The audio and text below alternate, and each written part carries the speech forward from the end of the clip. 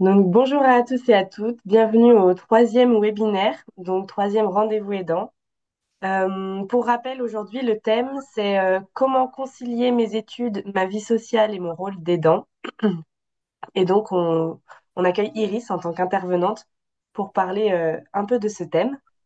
Euh, Juste pour rappel, donc Iris va témoigner de sa situation.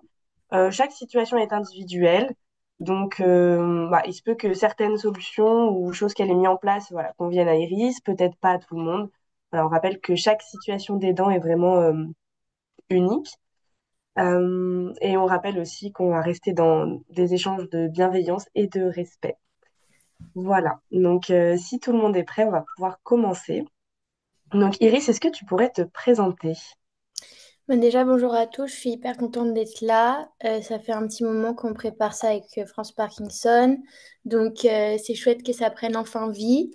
Moi, du coup, j'ai 23 ans. J'ai rencontré France Parkinson parce que j'ai créé un compte Instagram qui s'appelle Parkypot, sur lequel je parle de la maladie de Parkinson, du coup, dont ma maman est atteinte depuis maintenant 13 ans. Elle a fêté ses 13 ans de maladie la semaine dernière. Et moi, j'avais 11 ans quand elle a été diagnostiquée, pour mettre un peu de contexte. Sinon, au-delà de la maladie, j'ai une vie comme tout le monde. Donc, je suis étudiante à Lille. Ma mère est sur Paris, donc c'est important aussi d'avoir ça en tête parce que je vis plus chez elle. Ça change beaucoup de choses. Récemment, je suis partie pendant 8 mois à l'étranger, en Thaïlande, pour faire un stage dans le cadre de mes études. C'est aussi important de l'avoir en tête pour les échanges dont on va parler plus tard dans le webinaire. Et là, en ce moment, je suis de retour sur l'île avec maman à Paris. Voilà. Sinon, dans la vie, qu'est-ce que j'aime? J'aime bien ma mère.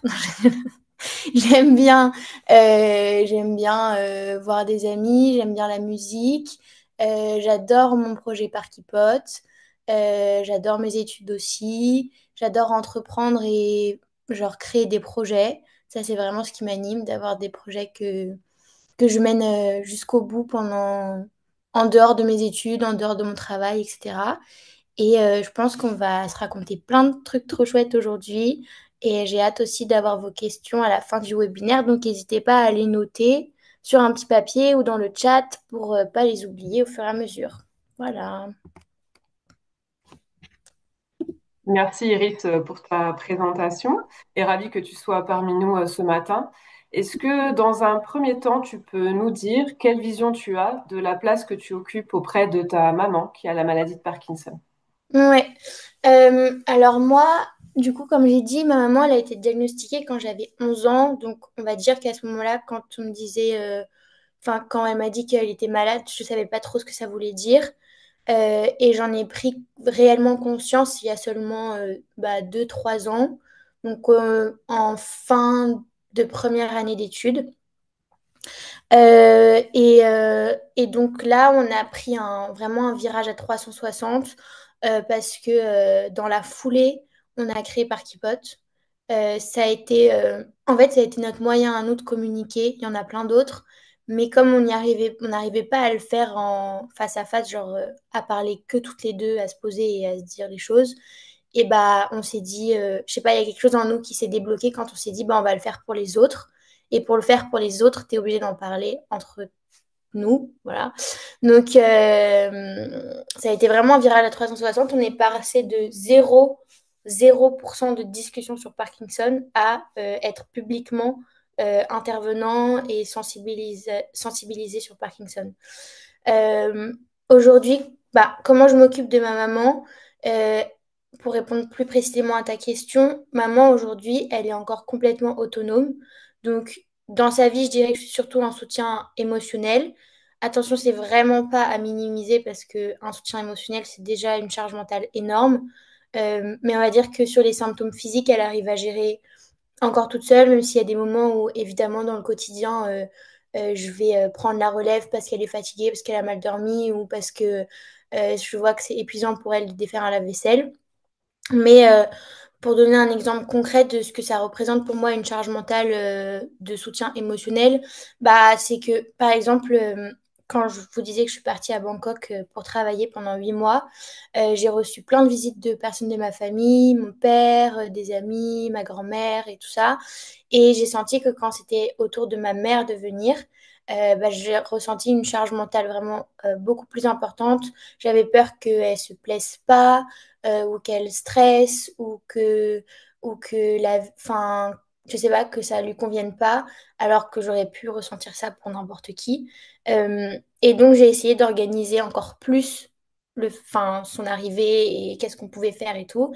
Et en même temps, à ce moment-là, je me suis dit, bah, enfin, c'est super, mais faut pas non plus que je devienne oppressante avec elle.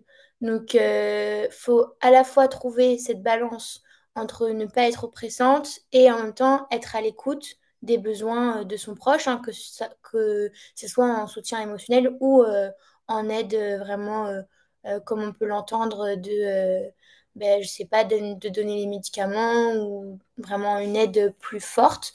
Mais la charge mentale, elle est quand même importante. Parfois, je trouve plus dur à gérer. Moi, il y a des périodes où j'ai l'impression que ça tourne tout le temps dans ma tête, que je me pose plein de questions, que j'ai peur de la suite et tout. Donc voilà.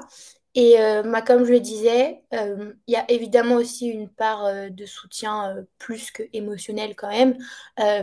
Quand je suis à la maison, parce que je vis à Lille, bah, je peux pas m'empêcher de prendre la relève sur certaines tâches du quotidien. Je me dis, bah, quitte à ce que je sois là, autant la soulager. Mais en même temps, c'est aussi des tâches que tous les enfants font. Enfin, je veux dire, de faire ses machines, de débarrasser la table, de remplir la vaisselle, de finir enfin, d'aider à faire les courses. C'est des tâches que tous les enfants peuvent faire selon comment l'éducation est répartie dans la famille. Mais je trouve que c'est pas pareil de le faire parce que ton proche est malade ou de le faire parce que c'est ton quotidien. Dire que, encore une fois, on revient au mental, mais c'est pas la même, c'est pas le même impact sur l'émotion que tu donnes dans l'action que tu fais. Voilà, je sais pas si c'est hyper clair, mais en tout cas, bah pareil, si je dois donner un exemple précis d'aide, bah par exemple, c'était un neurologue qui nous avait expliqué ça, mais euh, il y a des moments où je vois que maman elle est fatiguée, bah, je vais me dire je vais débarrasser son assiette, ok. Très bien, mais sauf que en fait, il faut pas non plus prendre la place de ce qu'elle aurait pu faire seule parce que sinon, il se déshabitue à le faire. Et c'est ce neurologue qui nous avait expliqué parce qu'il y avait une femme qui s'était précipitée pour refaire les lacets de son mari, alors que son mari était techniquement capable encore de faire ses lacets. Et le neurologue, il avait dit, bah non, parce qu'à force que c'est vous qui fassiez les lacets, il n'arrivera plus jamais à faire ses lacets. Et donc, encore une fois, même dans l'aide physique, il y a une balance à trouver, euh, à la fois dans l'aide que tu procures, à la fois dans ta place, toi, d'enfant, vis-à-vis de ton parent. Euh, après, ok, après on passe à la suite parce que sinon on va pas s'en sortir. Mais je voulais quand même rajouter un dernier truc. Je trouve, après c'est ma situation personnelle, donc je n'ai pas trop d'éléments de comparaison, mais qu'il y a vraiment un élément qui est hyper spécifique à Parkinson dans l'aide qu'on donne à son proche, c'est que Parkinson, c'est tout le temps en montagne russe. Donc, il y a des moments où on a l'impression que son proche il est plus malade. En tout cas, dans le cas de ma mère, je sais que c'est pas le cas de tout le monde, mais dans le cadre de, voilà, peut-être pour maman, en tout cas sur les 13 premières années de sa vie, il y a des moments où la maladie est hyper stable, ça se passe hyper bien, et elle peut tout faire toute seule, et d'un coup, ça s'effondre, et c'est impossible, du coup, d'avoir une aide constante, de se dire, ok, bah moi, dans mon aide, je vais faire ça, ça, ça. Non, en fait, parce qu'il faut être capable de s'adapter à l'heure, à la minute quasiment, et ça aussi, ça veut dire trouver tout le temps la bonne posture, ça veut dire toujours réussir à s'adapter, et donc pareil, c'est un truc, moi qui adore être organisée, bah en fait, c'est impossible. Genre, faut lâcher prise, faut se dire, je peux pas organiser, c'est pas grave, mais ça rajoute une charge mentale quand même forte aussi. Voilà. C'était une longue réponse à ta question. Merci Iris, c'était très clair tout ce que tu as abordé. On a une autre question, c'est comment faire coïncider le soutien que tu apportes à ta maman et ta Mhm. vie étudiante? Euh, Bah, pour moi, vraiment, ce qui est hyper important, c'est vraiment, peu importe, enfin, peu importe l'état quand même de santé, bon, peu importe, c'est difficile à dire, mais voilà, il faut quand même suivre ses rêves parce qu'il y a un truc que moi, je me dis tout le temps, si je suis frustrée de ne pas pouvoir avancer comme je veux dans ma vie, alors je vais me mettre en colère, enfin, je vais avoir de la colère qui va grandir en moi, ça va me rendre irritable, ça va entacher ma relation avec ma mère et je ne vais pas être capable de l'aider correctement quand je suis avec elle.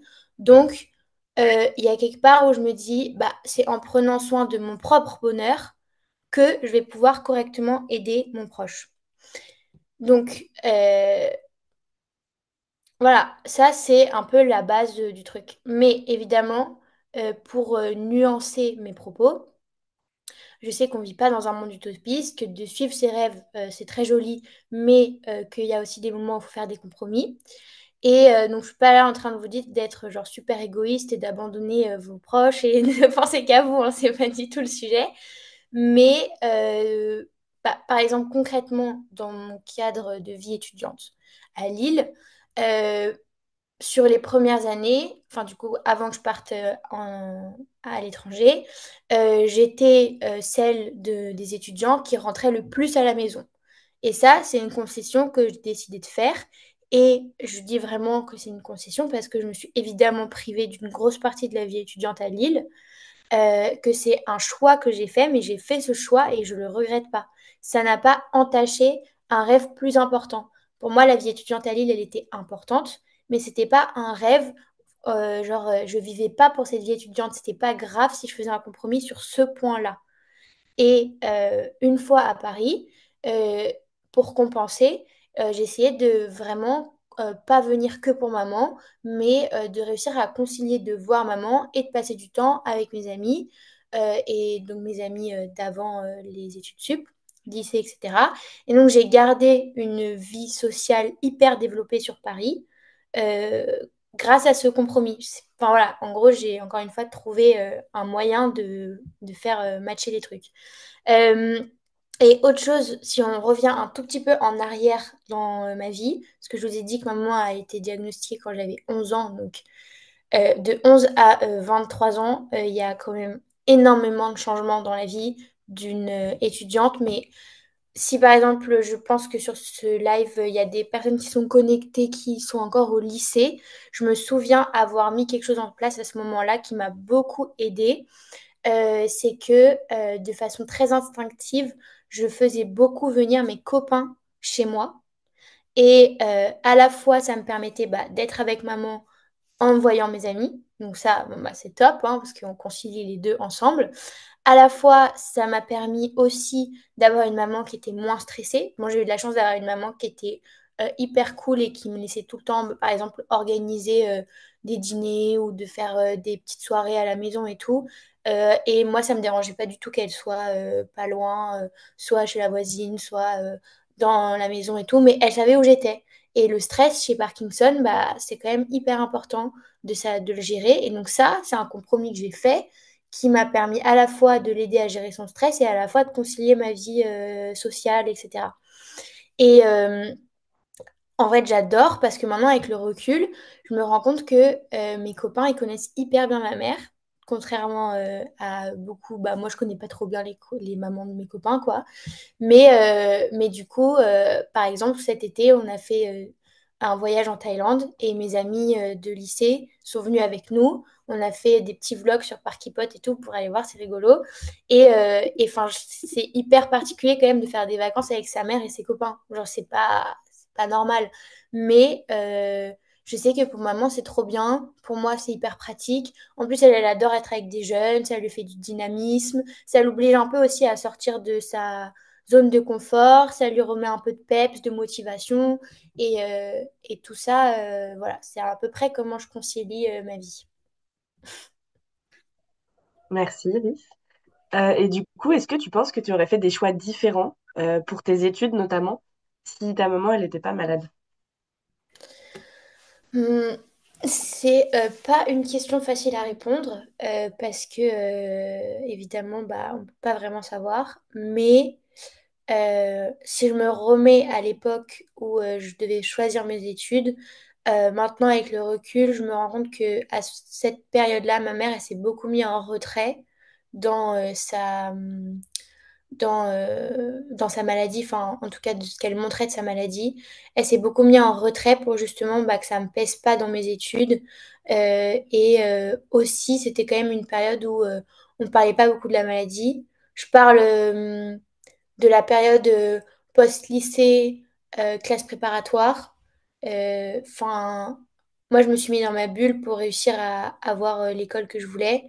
Et maman s'est mise en retrait.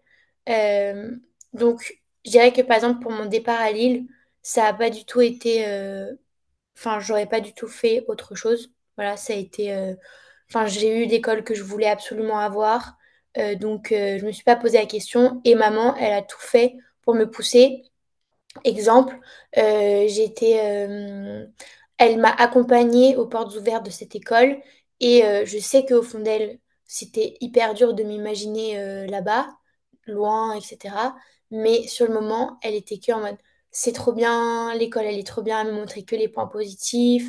Elle me disait, tu vas grave te plaire ici. Après, on a visité la ville et elle était montrait beaucoup d'enthousiasme et tout. Donc moi, en fait, je me suis sentie poussée vers ce rêve-là parce qu'elle savait que c'était ce que je voulais. Et à ce moment-là, elle m'a vraiment poussée. Par contre, sur d'autres expériences comme Bangkok, euh, où j'ai adoré vivre en Asie, j'ai vraiment adoré vivre en Asie, c'était incroyable. Il faut savoir que quand même de base, j'adore voyager aussi.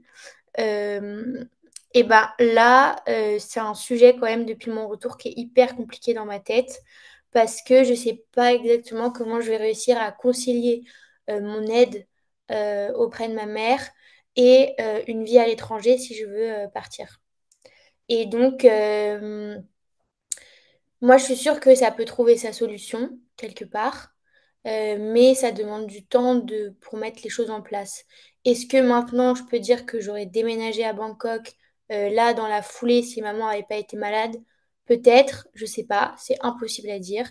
Peut-être que j'aurais eu d'autres freins dans ma vie la vie m'aurait amené d'autres freins ou j'en sais rien, où je me serais aussi posé cette question. Mais voilà, du coup, c'est quand même compliqué de répondre à cette question.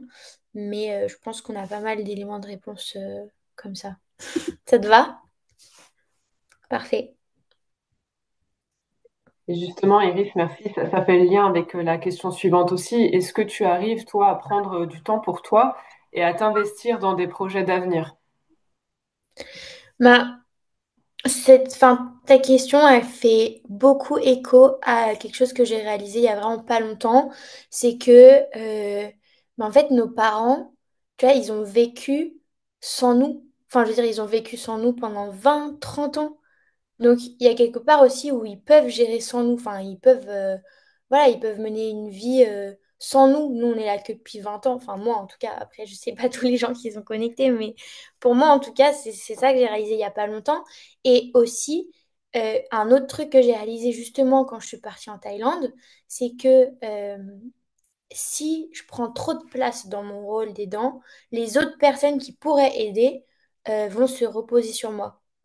Et donc, de prendre du temps pour toi, enfin pour soi, et de pas choisir à certains moments d'aider, c'est difficile à faire, hein, mais de dire non, là, c'est pas moi qui vais t'aider, et bah ça va pousser les autres à prendre la relève aussi.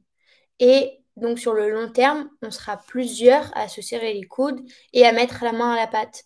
Et tant mieux parce que c'est impossible de gérer tout seul, en fait, aussi.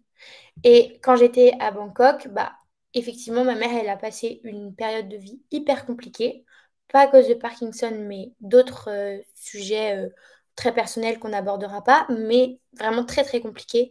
Sur le moment, j'ai culpabilisé énormément d'être loin. Et je me suis dit, mais comment elle va faire? Enfin, je veux dire, c'était dans ma tête impossible qu'elle arrive à gérer toute seule. Et en fait, je me suis rendu compte qu'il y a une solidarité qui s'est mise en place autour d'elle. Des gens, j'aurais jamais pensé qu'ils allaient l'aider, qui se sont mis à l'aider. Et encore une fois, ça fait écho au fait que, bah voilà, ça fait genre, avant nous, ils ont une vie aussi de 20, 30 ans d'amitié, de famille, de personnes qui peuvent aussi aider. Et en même temps, je sais que il y a une réalité où bah, de déléguer à des proches, ça peut être compliqué. On peut avoir l'impression d'être ingrat ou alors voilà, de culpabiliser, de ne pas être celle qui aide parce que bah, en vrai, ta maman, elle préfère que ce soit toi qui l'aide que quelqu'un d'autre. Peu importe le niveau de l'aide, hein, même si je parle de l'aide dans l'intimité vraiment du proche, bah, d'avoir quelqu'un à la maison, c'est pas très agréable. On préfère avoir sa fille que d'une aide-soignante. Oui, mais en même temps, ta fille, elle peut pas gérer toute seule. Donc il y a un moment donné où il faut réussir à avoir cette discussion et d'en parler but en blanc avec son proche en disant, bah, si tu veux aussi qu'on conserve notre relation de façon saine, il faut qu'on délègue. Enfin, moi, je vais pas y arriver, je vais être malheureuse dans ma vie, je vais t'en vouloir. Enfin, c'est inévitable. Si on se frustre, on va forcément en vouloir à son proche à un moment donné ou à un autre.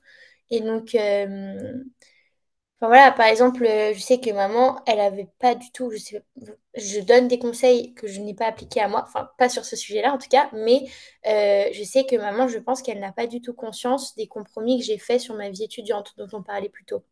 Je pense qu'elle n'a pas du tout conscience, ou peut-être que je me trompe, mais des allers-retours, à quel point j'ai fait des allers-retours par rapport aux autres proches, aux autres élèves, pardon. Et ça, bah, un jour, j'aimerais bien lui dire, voilà, ça pour moi, ça a été un compromis, je sais pas si tu t'en es rendu compte. Et je pense que ça peut ouvrir la porte sur d'autres trucs où ils vont se dire, ah, mais là, en fait, elle est en train de faire un compromis, mais je m'en étais pas rendu compte pour lui montrer vraiment qu'est-ce que c'est que tu mets en pause dans ta vie, qu'est-ce que c'est que tu annules dans ta vie pour cette personne, parce que eux, ils sont pas dans ta vie, donc ils se rendent pas compte, ça se trouve, ils se disent juste, bah, elle avait rien prévu, donc elle est revenue. Et en fait, c'est pas tout à fait ça la réalité.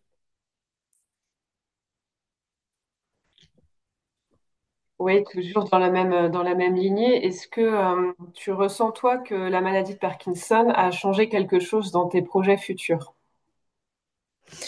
Euh, bon, alors ça fait un peu écho à ce qu'on a dit plus haut, parce que moi, j'adore voyager.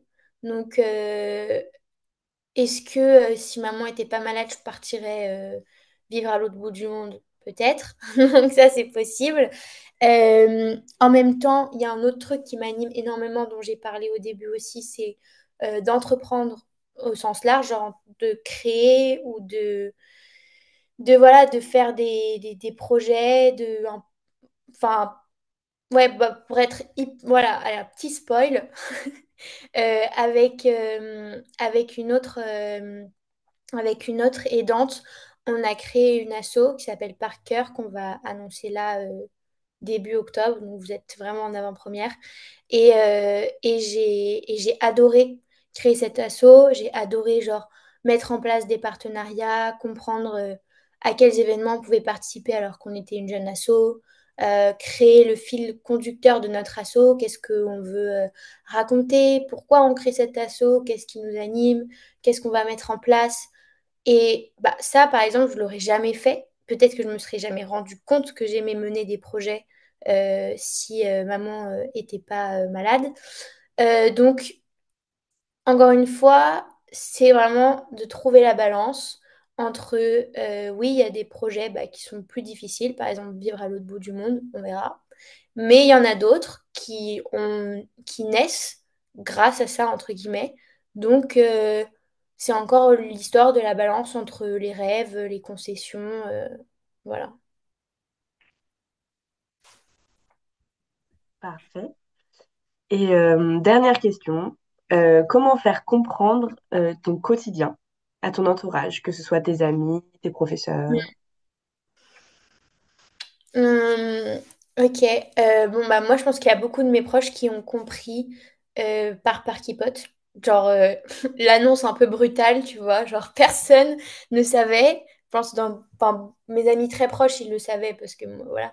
Mais tout le deuxième cercle, un peu ce que j'appelle le deuxième cercle, je pense qu'ils ne savaient pas. Je suis sûre qu'ils ne savaient pas. Donc, c'était un peu radical, on va dire. Donc, je suis peut-être pas le meilleur exemple de communication, mais euh, pour moi, déjà, la base de la base, c'est de ne pas faire rentrer n'importe qui dans ma vie. Euh, bon, je suis particulièrement protectrice avec maman, donc si je te sens pas, tu vas pas rentrer dans ma vie, mais de façon de façon très radicale. C'est-à-dire que, en général, si je reprends les phases de ma vie, j'ai un, deux, peut-être deux, trois amis. Ouais, peut-être deux amis par période, genre deux amis, trois amis que j'ai gardés du lycée, une amie vraiment proche que j'ai gardée de la classe préparatoire. Ici à Lille, j'ai peut-être deux, trois amis vraiment proches. Et les autres, bah, c'est des gens qui gravitent, etc. Mais voilà, ils rentreront jamais plus que ça dans ma vie parce que pour moi, si tu rentres dans ma vie, tu rentres forcément dans celle de ma mère parce qu'on est, enfin, on est interconnectés. Donc, il y a un truc comme ça en moi qui s'est développé. Et bon, bah, j'adore en vrai parce que je trouve que du coup, je suis entourée que de personnes hyper bienveillantes qui sont sans jugement, qui sont bah, toutes des personnes incroyables. Et ça, moi, dans ma vie, c'est ma force. Genre, c'est vraiment ma force parce que j'ai jamais à me justifier de si je suis un petit peu ronchonchon et que je peux pas venir à une soirée, bah parce que je sais pas, maman, imaginons qu'elle est je sais pas, elle est je sais pas, elle est triste ou elle a beaucoup de symptômes ce soir-là, elle veut que je sens que c'est mieux que je reste à la maison par exemple. Bah si je viens pas à une soirée, c'est OK, genre j'aurais jamais besoin de me justifier auprès de mes amis. Je suis jamais gênée ou mal à l'aise si on doit avec mes amis du coup principalement parisien, mais si on doit repasser par la maison, que maman est là, qu'elle est en crise, si qu'on dîne à la maison, que maman rentre par exemple, et que, bah, je sais pas, elle, ouais, je sais pas, pareil, qu'elle a des symptômes, etc., je serai jamais gênée devant eux. Et aussi, je sais que je peux compter sur eux. Donc ça, c'est quand même important. Euh, Autant sur le plan psychologique, pour toutes les raisons que j'ai énumérées avant, mais aussi sur vraiment des aides spécifiques. Par exemple, bah, maman, elle avait participé à une compétition de ping-pong et elle avait besoin de bénévoles. Et c'était incroyable. J'ai eu genre peut-être 15, 20 bénévoles, même des personnes de ce cercle 2 dont je parlais, ou des amis très proches de mes amis très proches, qui se sont mobilisés pour être à l'événement. Et je sais que là, pour les événements qu'on va organiser avec Parker, ça va être la même chose. C'est vraiment un poids en moins pour moi parce que je sais que j'aurai pas de mal à trouver des bénévoles qui vont se mobiliser. Donc, je sais que je peux compter sur eux sur à peu près tous les aspects. C'est pour ça que je disais que pour moi, la base, c'était vraiment de être certain de ses amis, de ne pas faire rentrer n'importe qui dans sa vie et de s'entourer des bonnes personnes. Parce que si en plus, toi, tu dois te justifier auprès de tes amis, tu dois dire, tu dois, je sais pas, tu peux pas aller pleurer dans leurs bras quand on a marre. Ou t'as pas le droit d'être gronchon parce que ta mère vient de t'annoncer une mauvaise nouvelle au téléphone que le neurologue lui a lui-même annoncé. Enfin, à un moment donné, on ne peut pas supporter ça en tant qu'être humain. Il faut aussi que nous-mêmes, on ait, bah, pas des aidants, mais des gens qui nous aident, quoi. Donc, voilà. Et ta question, c'était pas que sur les amis, c'était aussi sur professeurs, etc., non? Euh, pour les professeurs, je trouve que ça dépend beaucoup de où on en est dans ses études. Parce que en études supérieures, on est quand même beaucoup plus libre de nos faits et gestes. Donc, si j'ai besoin de rater un cours, il va rien se passer, quoi. Enfin, sauf si un cours qui est noté, mais en général, je fais pas ça. Donc, du coup, bon, on va dire que ça allait. En études supérieures, j'ai jamais eu besoin d'en parler à mes professeurs. Euh, Après, j'ai jamais non plus senti que c'était ouvert aussi hein, pour en parler, il faut le dire. J'ai jamais senti que la porte était ouverte pour en parler non plus. Mais je sais pas si je l'aurais fait si elle était ouverte. Et au lycée, par contre, moi j'ai un exemple hyper précis. Donc les professeurs, ils n'étaient pas au courant. Il y a eu un moment où ma mère a été obligée de faire genre un mot dans mon carnet de correspondance parce que elle avait signé une page de mon carnet et comme elle tremblait quand elle l'a signé, les profs ont cru que c'était de l'usurpation, enfin que j'avais signé à sa place. Et du coup, là, à ce moment-là, elle a dû faire un mot pour expliquer que non, elle avait Parkinson et que, genre, les professeurs pouvaient donner leur confiance sur le fait que je n'irais pas usurper son identité. Parce que ça se faisait hein, au lycée, on signe tous un mot qu'on a oublié de faire signer dans notre carnet et tout. techniquement, elle est impossible à reproduire sa signature, donc ça m'a aidé aussi. Mais disons que voilà, ça a été le premier moment où il y a eu un peu quelques personnes de l'établissement qui ont été au courant. Et l'autre gros moment où ils ont été au courant, c'était quand j'étais en terminale, parce que maman est partie pendant un mois en Inde faire une cure ayurvédique. Si ça en intéresse certains, je pourrais détailler un petit peu plus après ce que c'est. Mais cette fois-ci, elle est partie donc un mois, donc j'étais lycéenne, je crois que j'étais pas encore majeure. J'étais pas encore majeure. On venait d'adopter une Popeye. Popeye, c'est un petit chien que vous pouvez voir sur Parky Pot aussi, parce qu'il est très mignon. Euh, il avait genre peut-être 3 mois. Donc c'était un chiot à éduquer à la maison. J'avais mes bacs blancs sur cette période-là. Donc ça, c'est une semaine hyper intensive. Et j'ai eu la grève des Gilets jaunes qui est tombée. Et donc là, vraiment, genre, c'était trop.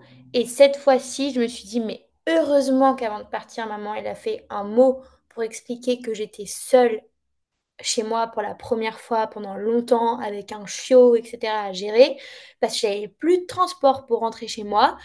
J'y allais en vélo avec une amie. Euh, et il a fallu que, vous n'allez pas y croire, euh, un idiot du collège d'à côté s'amuse à crever les pneus des vélos en face, qui étaient garés en face du lycée.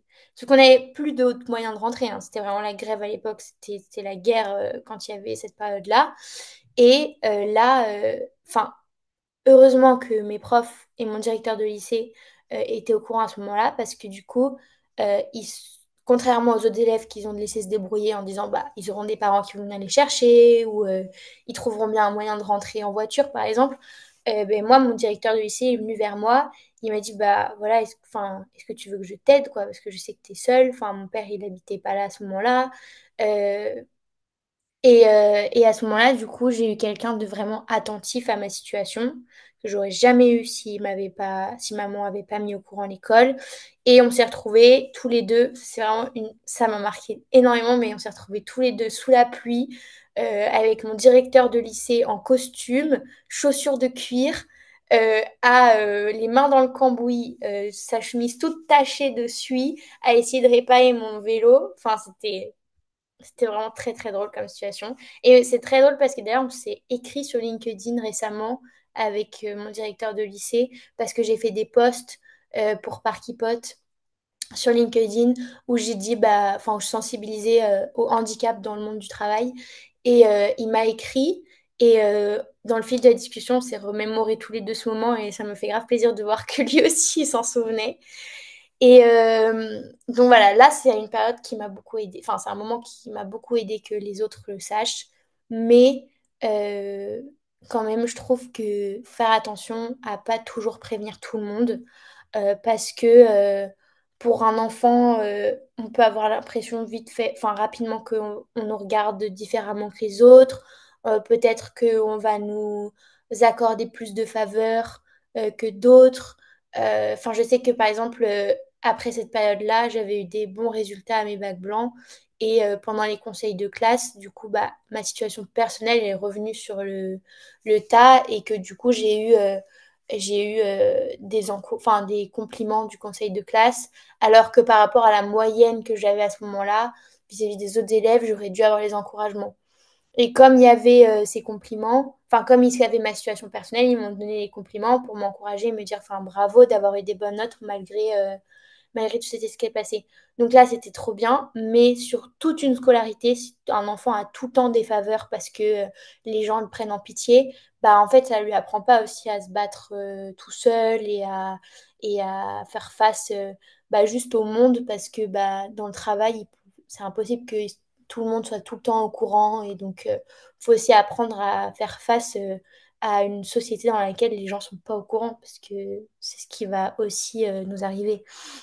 Donc voilà, je dirais que dans les moments compliqués, c'est bien de mettre au courant, mais pas tout le temps. Et après, c'est vraiment mon avis très personnel.